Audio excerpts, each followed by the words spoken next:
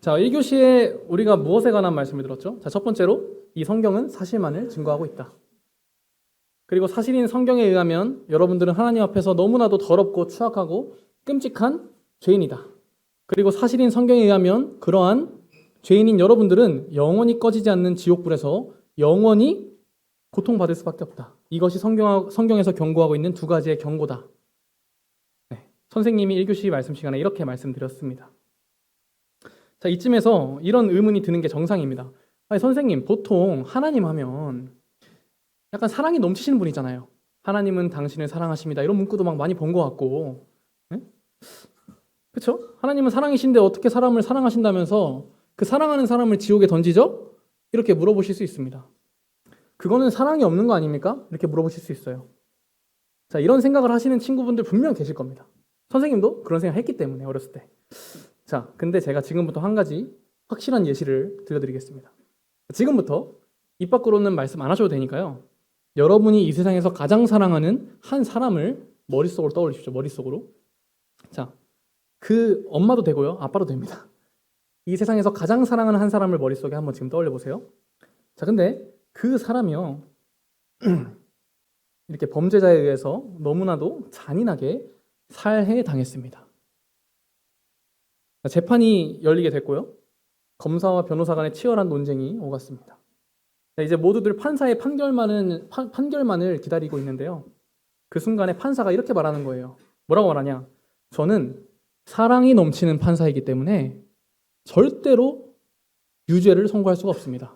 저는 가해자분께 무죄를 선고해드리겠습니다. 하면서 탕탕탕 이렇게 판결을 내렸다고 한번 생각해 보겠습니다. 상식적인 장면일까요, 이게? 여러분들? 이런 판사가 있다면 어떨 것 같아요? 여러분의 가족이 무참하게 살해당했는데 자기가 사랑이 넘치는 판사라고 하면서 유죄를 안 주고 사형을 안 주고 혹은 무기징역을 안 주고 그냥 무죄를 선고해버렸단 말이에요. 어떨 것 같아요? 어떨 것 같아요, 우리 친구? 네? 아, 판사한테 뒷돈 먹었냐고 물어볼 거다. 맞아요. 뒷돈을 먹지 않았으면 할 수 없는 행동이죠, 그렇죠? 네, 정상이 아닌 겁니다. 저 같으면 아마 눈에서 아마 피눈물이 흐를 것 같습니다. 저희 사랑하는 아내가 죽었는데 그 가해자한테 자기가 사랑이 넘친다는 이유로 무죄를 선고하면 저는 피눈물이 흐를 것 같아요. 그런 판사는 정신 나간 거고요. 법조계에 종사하면 안 되는 미치광이 판사인 겁니다.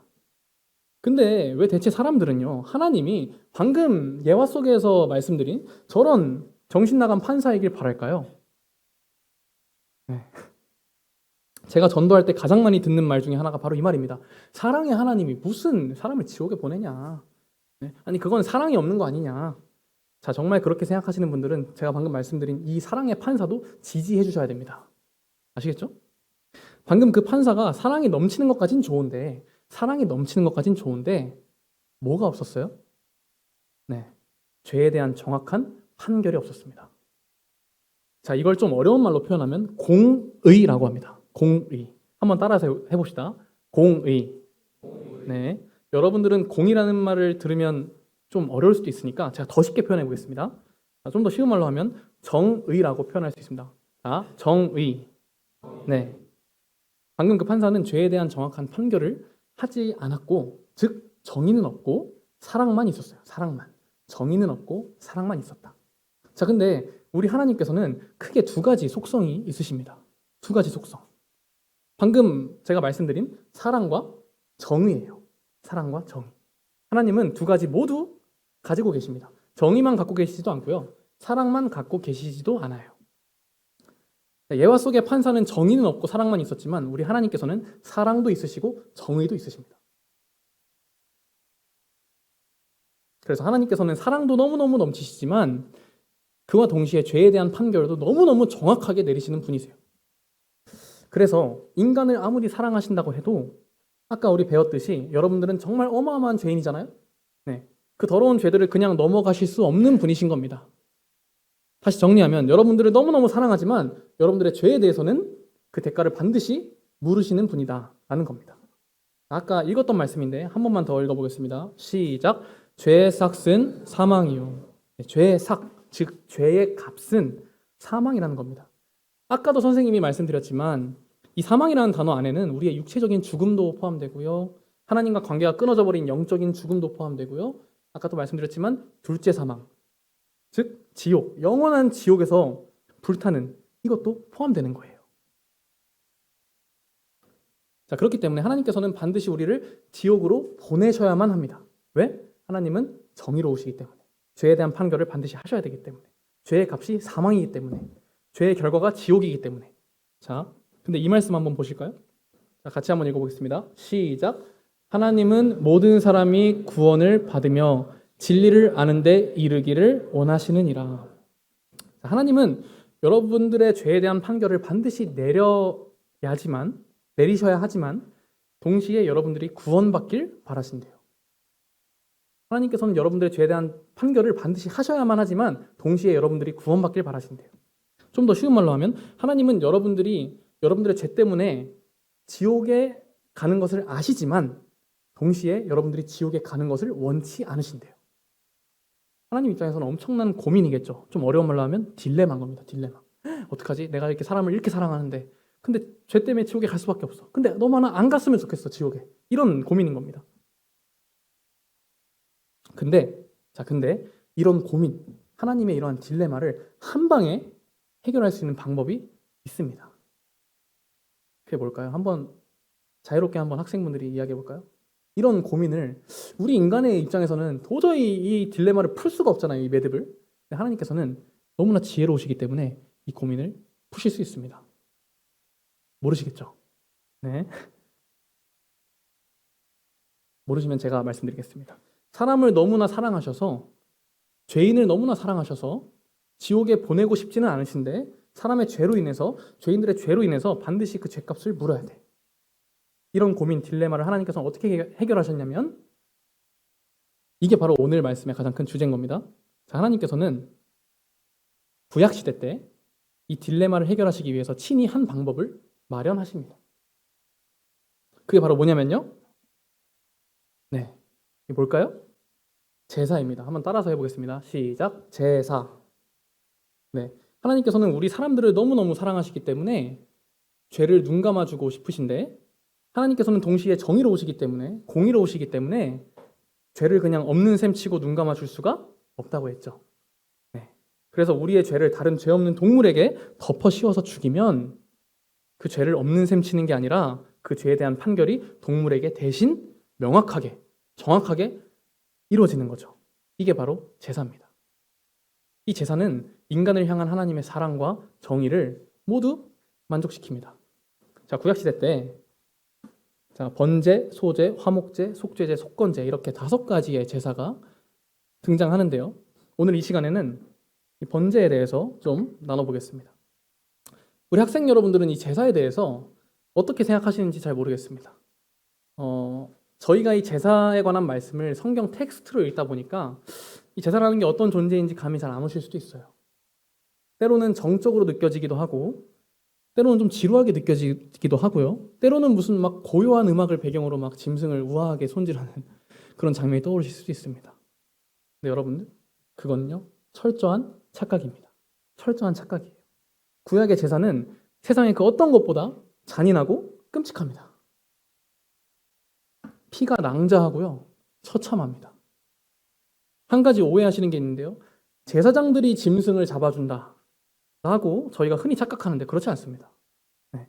레위기를 잘 읽어보시면요, 죄사함을 받아야 하는 사람들이, 즉 죄인들이 직접 제물을 잡습니다. 직접 제물을 죽이고 직접 잡아야 돼요. 직접 짐승을 죽이고 직접 가죽을 벗겨야 합니다. 근데 이 짐승을 죽이고 가죽을 벗기는 과정이요, 성경 텍스트로만 읽으면 아주 정적이라니까요. 네. 지루하다니까요. 근데 여러분, 짐승이 쉽게 죽을 것 같습니까? 네. 제가 AI로 만든 이미지입니다. 짐승이 쉽게 죽을 것 같습니까? 네. 짐승은 절대로 쉽게 죽지 않습니다. 제가 이전에 이 제사와 관련된 어떤 분의 강의를 제 유튜브로 들었던 적이 있었는데요. 이분은 이제 전문적으로 이 구약의 제사법을 공부하고 또 실습도 굉장히 많이 해본 그런 분이었습니다. 이분이 말씀하시는 걸 들어봤는데요. 동맥을 끊어버리면 짐승이 한 번에 죽을 것 같지 않습니까? 근데 동맥을 끊어도 한 번에 안 죽는다고 해요. 네. 그래서 죽을 때까지 칼로 목을 계속 딴다고 합니다. 계속 딴대요. 그러다 보면은 목의 3분의 2 정도가 도련해진다고 합니다. 근데요, 3분의 2 정도나 목이 잘려 있는 그 순간에요, 그 상태에서도 숨이 붙어 있대요. 여러분 그거 아십니까? 짐승은 죽기 직전에 마치 삼손과 같이 자신의 마지막 모든 힘을 짜낸다고 합니다. 그래서 영상 속에 그분이 구약 제사 실습을 하시는데 목의 3분의 2가 잘려서 달랑거리고 있는 상태에서 양이 벌떡 일어났대요. 그 정도로 짐승의 숨을 끊기가 너무너무 어려운 거예요. 너무너무 힘든 겁니다. 그러다 보면 그 과정이 과연 정적일까요? 지루할까요? 재미없을까요? 희생제물은 아마 발악을 할 거고요. 제사를 드리는 사람은 어떻게든 짐승을 죽이려고 힘쓸 거고, 그러면은 성막 안은 피가 낭자할 겁니다. 그렇죠? 자, 가죽을 벗기는 과정은 어떨까요? 가죽을 벗기는 과정. 제가 이거 사실 사진을 찾았는데 너무 잔인해서 안 가져왔습니다. 제가 막 아내한테 계속 PPT 보여주면서 이거 학생들 괜찮을까요? 그래서 물어봤는데 제가 판단했을 때 너무 잔인해서 안 가져왔어요. 가죽을 벗기는 과정은 어떨까요? 가죽을 벗기기 위해서는요, 먼저 발목을 딴다고 합니다. 발목을 먼저 따고 그 다음에 발목을 따면 이렇게 지방층이 엇갈려 있다고 해요. 그래서 여기 앞에 돌기뼈가 이렇게 나와 있고 거기를 딴 다음에 이렇게 벗기면 쭉 벗겨진다고 합니다. 그래서 앞다리, 뒷다리, 몸 가죽 벗기고 가장 마지막에 머리 가죽을 쫙 벗긴다고 해요. 근데 그 과정이 너무너무 끔찍하다고 합니다. 실제로 하면요, 너무너무 끔찍하대요. 우리는 그냥 가죽을 벗기는구나 이렇게 생각할 수 있겠지만 가죽을 벗기는 그 과정이 너무너무 정말 끔찍하다는 겁니다. 자, 가죽을 벗긴 다음에 뭘 할까요? 지금 번제 설명드리고 있는 거예요. 번제. 가죽을 벗긴 다음에는 뭘 하냐? 각을 뜹니다. 각을 뜬다. 자, 한글 성경에는 각을 뜬다고 돼 있으니까 이렇게 네모나게 이렇게 각을 뜬다고 오해할 수도 있어요. 맞죠? 그렇게 생각하는 친구 있을 것 같은데 저도 초등학교 때 그렇게 생각했거든요. 근데 천만의 말씀입니다. 각을 뜬다는 건요, 원어적으로 볼 때 모든 마디를 분리시킨다 라는 뜻이에요. 모든 마디를 분리시킨다. 현대어 성경을 보면 살을 저민다 라는 표현이 되어 있습니다. 살을 저민다. 각을 뜬다는 말이 살을 저민다라고 되어 있어요. 희생제물의 형태를 알아볼 수도 없을 정도로 처참하게 저며버린단 말입니다. 각을 뜬다는 말은. 그리고 나서 불에 태웁니다. 자, 이게 바로 번제물 드리는 방법인데요. 다시 한번 정리해 보겠습니다. 번제의 순서가 크게 어떻게 되냐면요.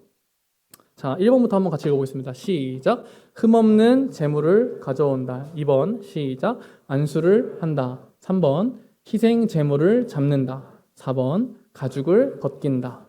5번 각을 뜬다. 6번 불에 태운다. 자, 여기서 말씀 한 구절만 보겠습니다. 자, 같이 한번 읽어보겠습니다. 시작. 그 내장과 정강이를 물로 씻을 것이요 제사장은 그 전부를 제단 위에서 불살라 번제를 드릴지니 이는 화제라 여호와께 향기로운 냄새니라. 여호와께 향기로운 냄새니라. 하나님께서 이 희생 제물을 불에 태운 향기를 너무나 좋아하신대요. 하나님이 이 향기를 너무너무 좋아하시는 거예요. 하나님께서는 흠없는 제물이 오면 기뻐하십니다. 안수하면 더 기뻐하세요. 안수 끝난 다음에 칼 꺼내서 동맹을 찢고 심장을 찢고 미간을 쪼개면 더 좋아하십니다. 죽인 다음에 껍질 벗겨서 조각 낸 다음에 번제단에 올리면 훨씬 더 좋아하십니다. 그리고 이제 그 제물이 불태워질 때 최고조로 기뻐하십니다. 혹시 하나님이 약간은 엽기적으로 보이시지 않습니까? 약간 엽기적이죠. 하나님 좀 이상해 보이지 않아요? 네. 왜 이렇게 하나님은 대체 이렇게 잔인한 제사를 왜 좋아하실까요? 하나님은 피도 눈물도 없는 분일까요? 혹은 그저 짐승이기 때문에, 그래서 짐승 따위이기 때문에 하나님께서 별로 중요하게 생각하지 않으실까요? 별로 사랑하시지 않을까요? 요나서 마지막 장 마지막 절에서 니느웨를 두고 하시는 말씀을 저희가 보게 되면 가축도 많이 있나니 내가 어찌 아끼지 아니하겠느냐라고 말씀하시거든요. 이처럼 하나님께서는 짐승을 사랑하십니다. 짐승을 아끼십니다. 하나님은 짐승의 죽음이라서 쉽게 생각하시는 게 절대 아니에요. 자, 그럼 대체 왜 이 희생제사를 기뻐하시는지 그 이유에 대해서 지금부터 말씀드릴 테니까 잘 들어주시기 바랍니다. 자, 제가 말씀드린 이 6가지 번제 단계에서 한 가지 단계만 빼면 도축입니다. 반대로 그 한 가지를 넣으면 제사가 됩니다. 제사와 도축은 한 단계가 있느냐 없느냐의 차이라는 겁니다. 혹시 그 한 가지가 뭔지 아십니까? 네? 6번 제외하겠습니다. 죄송합니다. 6번 제외. 6번 제외하고 한 가지 단계. 2번. 상품 드려야겠죠? 네. 자, 박수 한번 주세요. 선생님이시잖아요, 그렇죠? 네. 선생님이 먼저 본을 보이셨어요. 네. 저도 알고 있습니다, 선생님이신 거. 자, 맞아요. 2번 바로 안수입니다. 안수. 바로 안수예요. 자, 안수가 뭡니까? 안수. 네. 죄인의 손을 희생제물의 머리에 대서 죄를 희생제물에게 전부 옮겨버리는 겁니다. 죄인의 죄를 전부 옮겨버리는 과정. 네. 이 과정이 바로 안수인데요. 이 과정이 있어버린 뒤에는 하나님의 눈에 소나 양이 죽는 걸로 보이실까요? 이 과정이 있어버린 뒤에는 하나님의 눈에 소나 양이 죽는 걸로 보이실까요? 아닙니다. 죄가 죽는 걸로 보시는 겁니다. 죄가 죽는 걸로. 이 안수를 한 다음부터는 이 안수한 즉시 사람의 죄가 전가되기 때문에 옮겨지기 때문에 착한 소가 죽고 귀여운 양이 죽는 게 아니라 죄인의 죄덩어리가 죽는 걸로 보시는 겁니다. 하나님의 눈에는 음란함의 심장이 찢어지는 겁니다. 하나님의 눈에는 시기 질투의 동맥이 끊어지고 하나님의 눈에는 살인의 미간이 쪼개지는 거예요. 하나님의 눈에는 짜증의 가죽이 벗겨지고 하나님의 눈에는 교만함이 난도질당하고 하나님의 눈에는 거짓됨이 태워지기 때문에 이렇게 말씀하시는 거예요. 너무 향기롭다. 너무너무 향기롭다. 네, 사랑하는 여러분들 꼭 기억하시기 바랍니다. 하나님은 짐승의 죽음 자체를 절대 기뻐하시지 않습니다. 하나님께서는 그렇게 엽기적인 분 아닙니다. 네, 그럼에도 불구하고 하나님께서 이 제사를 기뻐하시는 이유는 양과 소가 죽기 때문이 아니라 전가시킨 그 죄가 죽기 때문에 기뻐하시는 겁니다. 자, 이 A라는 사람이 죄를 범했을 때 이 A의 죄값은, 이 죄의 대가는 누가 받는 게 공의고 정의고 법일까요? 이건 쉽죠? 뭘까요? 이 A가 범한 죄에 대해서 누가 심판받는 게 마땅합니까? A겠죠. 맞아요. 이 A의 죄값은요, 하나님의 진노와 심판은요, A가 받는 게 마땅한 겁니다. 어떻게요? 아까 제가 설명드린 번제물처럼요. 자, 만약에 제사가 없다고 한번 가정해 보겠습니다. 제사가 없었어요, 만약에. 그러면 내가 아까 그 번제물처럼 돼야 돼요. 내가. 하나님의 공의, 하나님의 정의 앞에서는 그 방법밖에 없는 겁니다. 내가 철저하게 숨통이 끊어지고 철저하게 살이 저며지고 철저하게 죽어서 철저하게 가죽이 벗겨지고 철저하게 불태워지는 거, 그거밖에 없는 거예요. 네.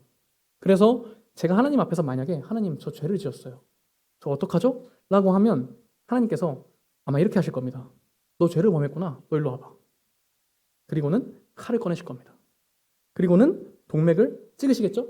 내 심장을 찍으시고 내 목을 자르시고 나를 죽이시고 내 가죽을 벗기시고 나를 조각내서 나를 태워야지만 그 죄에 대한 진노가 사라지는 겁니다.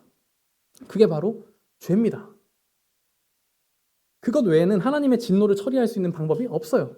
근데 하나님께서는 말도 안 되는 이 제사법을 만드십니다. 승훈아, 나는 너를 너무너무 사랑해. 난 너를 너무너무 사랑해. 너 빨리 이 죄를 양과 소에게 넘겨라. 네. 여러분, 죄가 옮겨지면 뭐도 자동으로 따라오는지 아십니까? 네, 나에게 마땅히 쏟아져야 할 하나님의 진노와 심판까지 희생 제물에게 옮겨집니다. 이게 제사입니다. 이게 제사예요. 그러면 죄인 쪽에서 일방적으로 짐승에게 죄만 옮겨질까요? 아닙니다. 그렇지 않아요. 어떻게 돼요? 그 죄 없는 짐승의 흠 없음, 무죄함, 의로움, 이것까지 다 나한테 옮겨지는 거예요. 즉 어려운 말로 의가 전가된다 이 말이에요. 의가 옮겨진다 이 말입니다. 죄인의 죄는 짐승에게로 가고 죄 없는 짐승의 흠 없음, 즉 의로움은 사람에게로 가는 겁니다. 이게 바로 제사예요. 그런데 이 제사는 불완전했습니다. 한번 같이 크게 읽어보겠습니다. 괄호는 안 읽으셔도 됩니다. 시작.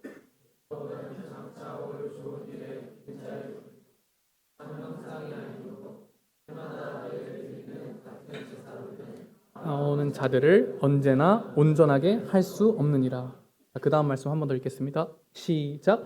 이는 황소와 염소의 피가 능히 죄를 없이 하지 못함이라.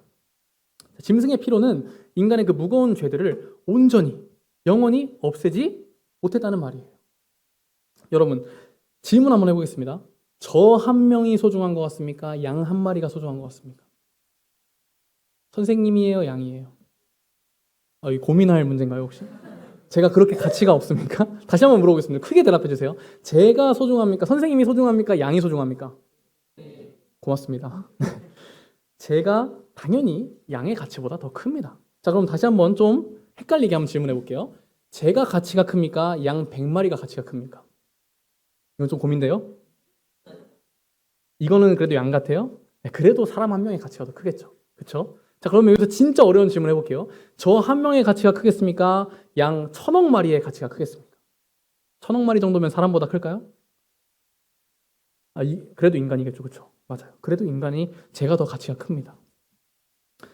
무한한 수의 양이 있다 하더라도 인간의 가치보다 크지 못하기 때문에 양 한 마리가, 하물며 양 한 마리가 인간의 죄를 온전히 담당할 수 없는 거예요. 이해가 쉽죠? 그렇죠? 그럼 반대로 하나님 한 분의 가치와 인간 100억 명의 가치는 누가 더 가치가 클까요? 하나님이 당연히 더 크겠죠. 그렇죠?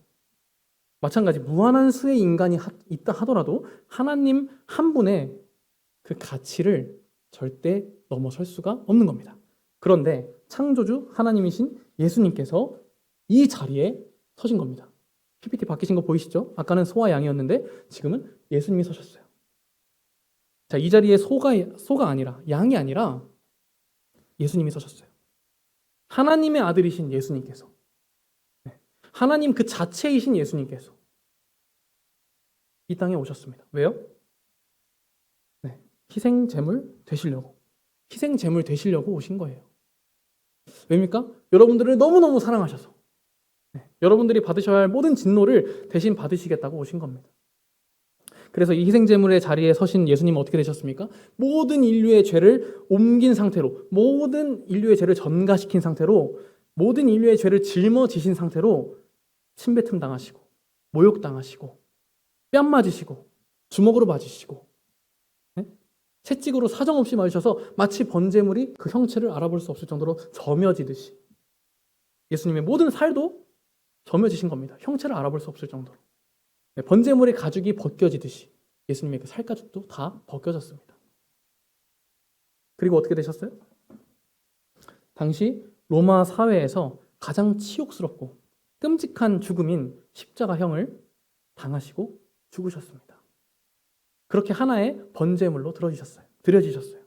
왜 그러셨다고요? 여러분들을 사랑하셔서. 우리 죄인들이 영원한 지옥에 가는 것밖에는 그 죄값을 담당할 길이 없으니까 예수님께서 대신 그렇게 치욕스럽게 죽으신 겁니다. 처절하게 죽으신 거예요. 처절하게. 창으로 심장이 찔리고 모든 물과 피를 다 쏟아내신 겁니다. 그 결과 어떻게 됐습니까? 우리는 예수님께 죄를 전가시키고 우리는 하나님의 의를 받게 되었습니다. 한번 같이 읽어보겠습니다. 시작. 하나님이 죄를 알지도 못하신 이를 우리를 대신하여 죄로 삼으신 것은 우리로 하여금 그 안에서 하나님의 의가 되게 하려 하심이라. 우리의 끔찍한 죄들은 전부 예수님께로 가고 완전한 흠없는 하나님의 의는 우리에게 선물로 주어진 거예요.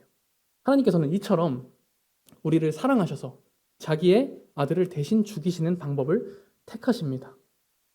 질문 한번 해볼게요. 여러분들 학생이신데 어머니 아버지가 여러분들 사랑해요, 안 해요? 사랑하시는 거 다들 아시죠? 근데 생판 모르는 범죄자를 위해서 여러분들을 아버지께서 죽이실 수 있을까요? 어떤 범죄자를 위해서 여러분들의 아버지가 여러분들의 심장을 도려내서 그 범죄자한테 이식해 줄 수 있을까요? 절대 불가능하겠죠? 근데 하나님 아버지께서는 범죄자인 우리 죄인을 위해서 자기 아들을 죽이신 거예요. 자, 이렇게 되면 하나님께서 인간을 사랑하신 그 사랑도 충족이 되고요.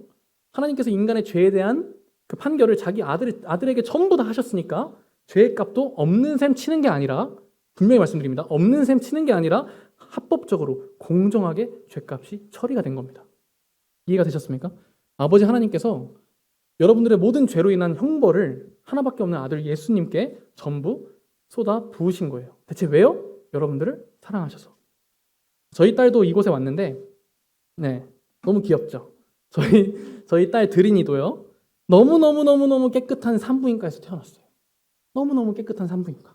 그래서 혹여나 아주 조금이라도 더러운 게 묻을까봐 한 번 만지기 전에 무조건 손 깨끗이 씻고, 이걸로는 만족을 못해요. 한 번 또 알코올로 막 닦고 막 그랬어요. 그러고 나서 만졌습니다. 근데 우리 예수님께서는요, 네, 짐승들의 거처에서, 네, 그것도 아주 더러운 짐승의 밥통인 구유에서, 네, 밥통에서 태어나신 분 있습니까 여기? 없잖아요. 근데 짐승의 밥통에서 예수님 태어나셨어요. 하나님의 아들이 보잘것없이, 사람도 아닌 창조주 하나님께서 여러분들을 위해서 아주 작고 더러운 짐승의 밥통에서, 먹이통에서 태어나신 겁니다. 거룩하신 하나님의 아들이신 우리 예수님께서는 그분의 모든 것을 포기하고, 그분의 하늘 왕좌를 포기하고, 낮고 천한 이 땅에, 그것도 너무 더러운 짐승의 먹이통에서, 지저분한 환경에서 태어나신 겁니다.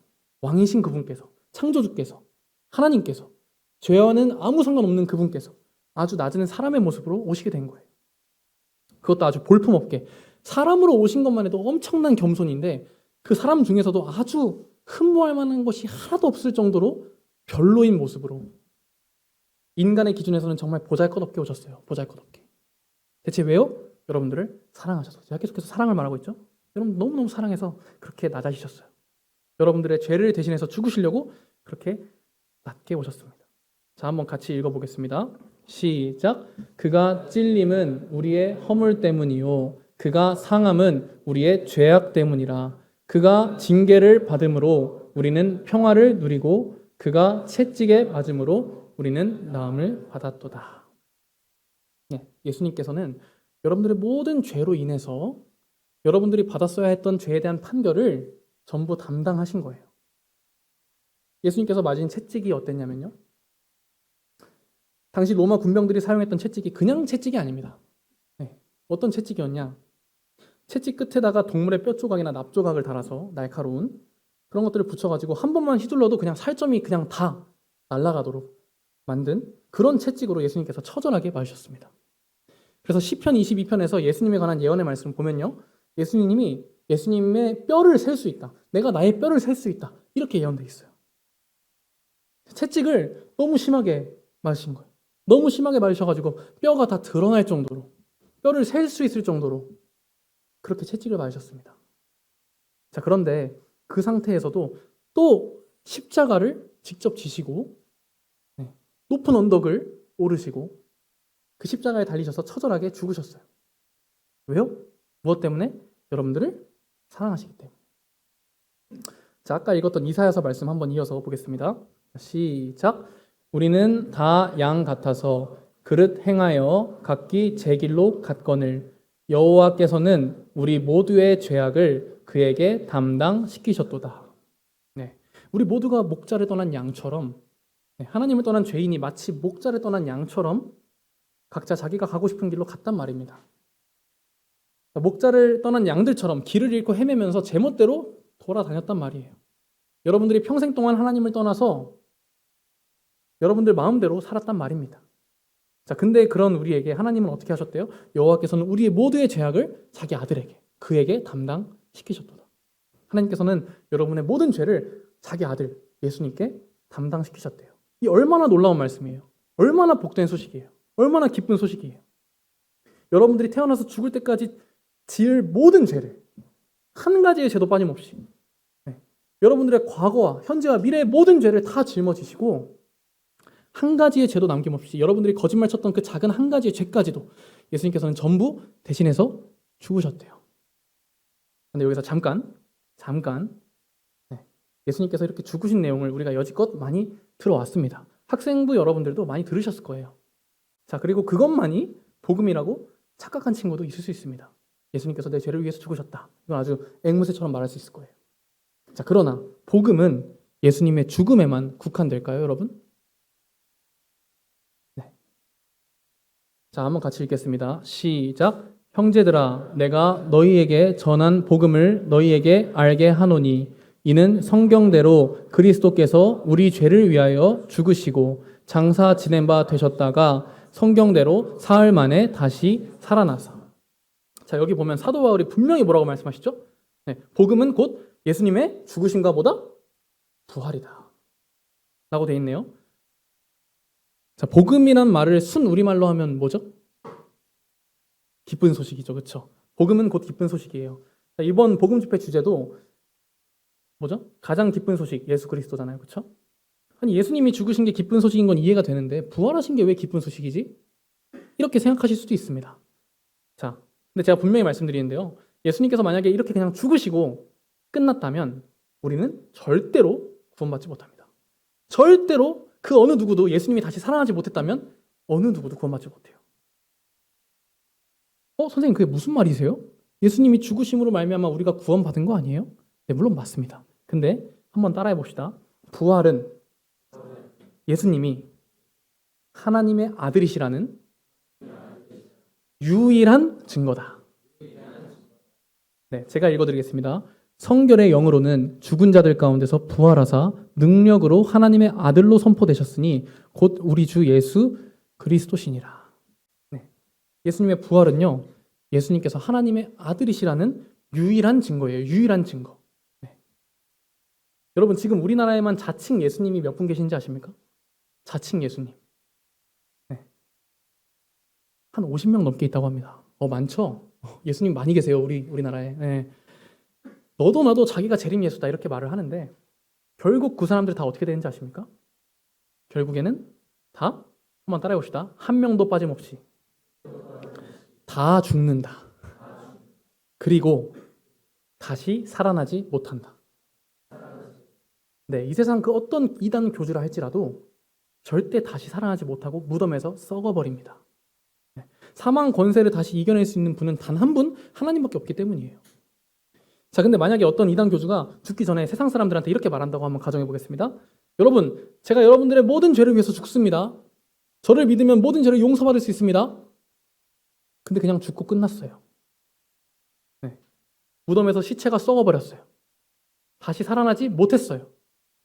그러면 여러분의 죄가 용서되었다고 믿을 수 있을까요? 확신할 수 있을까요? 아니, 너도 나도 다 내가 너의 죄를 위해서 죽어줄게 하면 그거 다 믿을 겁니까? 증거가 없잖아요. 증거가. 그렇죠? 그냥 죽고 끝났으면 우리와 다를 바 없는 죄인인 거예요. 우리와 다를 바가 한 개도 없는 겁니다. 사망 권세를 못 이긴다는 건요, 그 사람이 죄인이라는 확실한 증거입니다. 자기도 죄인인데 일개 죄인의 죽음으로 다른 사람의 죄를 용서할 수 있을까요? 아까도 제가 말씀드렸지만 죄인은요, 자기 죄에 대한 지옥 형벌 받기도 벅차요. 평생 지옥에서 불탄다 해도 자기 죄에 대해서 온전한 형벌을 충분히 받지 못합니다. 근데 다른 사람의 죄를 위해서 죄인이 죽을 수가 있겠습니까? 절대 없는 거예요. 아시겠죠? 오직 죄 없으신 하나님의 죽음으로만 모든 사람의 죄를 용서할 수 있는 겁니다. 만약 예수님도 십자가에 달려 죽으시고 그냥 무덤에서 썩었더라면요, 그냥 예수님을 역사 속의 한 이단 교주로 우리가 받아들여도 됩니다. 놀랍죠? 제가 말을 너무 막 하는 것 같습니까? 예수님 만약에 죽으시고 그냥 부활하지 못했더라면 예수님 그냥 이단 교주로 봐도 돼요. 통일교 문선명, 신천지 이만희 이런 사람들이랑 다를 바 없는 사람인 겁니다. 예수님도. 살아나지 못했더라면. 선생님 말씀이 너무 심하시네요. 어떻게 그런 사람들하고 비교를 하세요? 라고 할 수 있는데 이게 선생님 말이 아니라 사도 바울의 의견이기도 합니다. 더 나아가서 하나님 말씀이에요.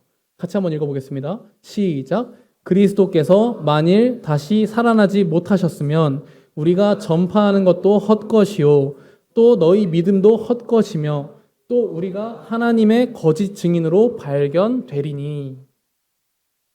네, 바울도 뭐라고 해요? 예수님이 부활하지 못하셨다면 우리가 전하는 이 복음이 완전 헛것이고 우리가 예수님 믿는 이 믿음도 헛것이고 우리는 오히려 신천지, 통일교 신도처럼 하나님의 거짓 증인이라고요. 아시겠죠? 이게 우리가 지금 너무 당연히 예수님을 하나님의 아들로 믿고 있으니까 좀 이상하게 들릴 수 있습니다. 이 말이. 아니 예수님이 죽고 다시 살아나지 못할 수도 있지. 네? 어차피 하나님이신데 죽으시고 그냥 영의 모습으로, 영혼의 모습으로 그냥 하늘에 가시면 되는 거 아닌가? 어차피 하나님인데? 이렇게 생각하실 수도 있습니다. 여러분은 그냥 태어나실 때부터 예수님을 당연히 하나님의 아들로 믿어왔잖아요. 어떤 증거가 필요가 없었단 말이죠. 네, 그냥 그렇게 믿어왔으니까요. 저도 어렸을 때 그렇게 생각했습니다. 엄마 아빠한테 이렇게 질문했어요. 아니 엄마, 아빠, 아니 예수님이 어차피 하나님이신데 다시 살아나지 못한다고 해서 왜 예수님이 하나님의 아들이 아니지? 이런 질문을 했던 기억이 납니다. 근데 우리가 한번 2000년 전으로 한번 돌아가 봅시다. 여러분들 지금 2000년 전 사람이에요. 하나님을 열심히 섬기던 우리 유대인 입장에서, 우리가 유대인이라고 가정해 보겠습니다. 우리가 하나님이 정말 열심히 섬겼잖아요. 구약 시대 동안. 근데 어떤 사람이 갑자기 등장했는데 자기가 하나님이라는 거예요. 네. 자기가 하나님이래요. 갑자기. 우리가 그렇게 열심히 섬겼던 하나님. 믿을 수 있겠습니까? 제가 만약, 저도 지금 복음을 전하고 있지만 제가 2000년 전 사람이었잖아요. 저는 그럼 제가 앞장서서 처단했을 겁니다. 그 사람. 미치광이라고 생각했을 것 같아요. 그 사람 우리 하나님을 감히 신성모독해? 이렇게 생각했을 것 같아요. 아니 근데 선생님, 예수님은 수많은 기적을 그래서 보여주신 거 아닙니까? 네, 맞아요. 물을 포도주로 바꾸시기도 했고요. 그다음에 죽은 사람을 살리시기도 했고요. 물 위를 걸으시기도 했고요. 보리떡 5개랑 물고기 2마리로 5,000명 이상을 먹이시기도 했습니다. 근데 제자들은요, 중요한 거, 그 모든 기적을 보고도 예수님이 죽으시니까 다 끝났다고 생각하고 도망갑니다. 네. 신기하죠? 이 모든 기적을 봤으면 우리 다 예수님 믿을 것 같지만 제자들은요, 다 도망가 버립니다. 그리고 멘붕이 와서 도망가서 자기 본업으로 돌아갑니다. 다시 고기 잡고요. 그렇게 살아요, 그냥. 네. 근데 이 제자들이 뭘 기점으로 순교하기 시작해요? 네. 이 제자들이 순교하는 장면인데요. 거꾸로 십자가에 못 박히는 장면입니다. 제자들이 이 정말 속된 말로 쫄보 제자들이 뭘 기점으로 목숨을 바치기 시작하냐? 바로 예수님의 부활입니다. 예수님께서 다시 살아나시니까 아, 이분이 정말로 하나님의 아들이셨구나. 아, 사망 권세를 이기시는 분은 한 분 하나님밖에 없으신데 아, 이분이 정말로 하나님의 아들이셨구나. 정말 하나님이셨구나. 라는 걸 깨닫기 시작하고 목숨 바쳐서 순교하기 시작합니다. 의심 많은 도마가 부활하신 예수님을 보니까 뭐라고 합니까? 도마가 대답하여 이르되 나의 주님이시요 나의 하나님이시니이다. 네. 예수님이 부활하셨기 때문에 예수님이 하나님의 아들이신 것이 증명된 거고요. 하나님이신 것이 증명된 거고요. 따라서 그 죄 없으신 하나님이 우리를 대신해서 죽으셨다는 것이 증명된 겁니다. 아시겠죠? 일개 죄인의 죽음이 아니라 하나님의 죽음인 것이 증명된 거라고요. 아시겠죠? 자, 구약에 보면요. 대속죄일에 대제사장이 이스라엘 모든 백성들의 죄를 용서받기 위해서 1년에 딱 한 번 지성소에 들어갑니다. 자, 이 지성소에는 대제사장만 들어갈 수 있었는데요. 대제사장조차도 까딱하면 죽을 수 있을 정도로 거룩한 곳이 바로 이 지성소였습니다. 지성소의 말뜻이 뭐냐면 지극히 거룩한 곳이다 라는 뜻이 지성소의 의미입니다. 자, 그래서 이 대속죄일이라는 게 뭐냐면 1년 동안의 이스라엘 모든 백성들의 죄를 대제사장이 직접 지성소에 가서 용서받는 그런 절기라고 생각하시면 됩니다. 근데 이 대제사장이 아까 뭐라고 했어요? 지성소에 들어가서 까딱하면 죽을 수도 있다 했죠. 네. 그래서 대제사장이 지성소에서 이스라엘 모든 백성들의 죄를 용서받는 동안에 이스라엘 백성들은 믿음으로 기다렸습니다. 어떻게 했다고요? 믿음으로 기다렸다. 왜요? 대제사장이 까딱하면 조금이라도 부정하거나 조금이라도 예식을 어기거나 하면은 죽을 수도 있었으니까. 근데 대제사장이 결국 죽지 않고 살아서 지성소에서 나오게 되면은 백성들은 어땠을까요? 아, 하나님께서 우리 죄를 용서하셨다. 이해되십니까? 네. 이렇게 안도했겠죠. 근데 만약에 대제사장이 그냥 죽어버렸어요. 우리 죄를 용서한답시고 지성소에 들어갔는데 그냥 죽어서 나오지 못했습니다. 그러면 이스라엘 백성들은 아마도 자신들의 죄가 온전히 용서되었다고 확신하지 못했을 겁니다. 두려워 떨었겠죠. 내 죄는 어떻게 되는 거지? 대제사장이 죽었으면 대체 누가 우리를 대신해서 죄를 용서할 수 있는 거지? 이렇게 생각했을 거예요. 부활은 바로 이런 겁니다. 예수님께서 부활하셨기 때문에, 다시 사셨기 때문에 하나님께서 예수님의 십자가 속죄를 온전히 받으셨다는 것이 증명되는 겁니다. 만약 예수님께서 부활하시지 못했다면 우리의 모든 죄가 용서되었다고 그 누구도 확신할 수 없었겠죠. 자, 같이 한번 읽어보겠습니다. 시작. 그리스도께서 다시 살아나신 일이 없으면 너희의 믿음도 헛되고 너희가 여전히 죄 가운데 있을 것이요. 또한 그리스도 안에서 잠자는 자도 망하였으리니. 예수님께서 다시 살아나지 못했다면 우리가 예수님 믿는 이 믿음은 전부 헛된 거고요. 가장 중요한 게 뭐라고 되어 있어요? 너희가 여전히 죄 가운데 있을 것이요. 너희가 죄를 용서함 받지 못할 것이다. 우리가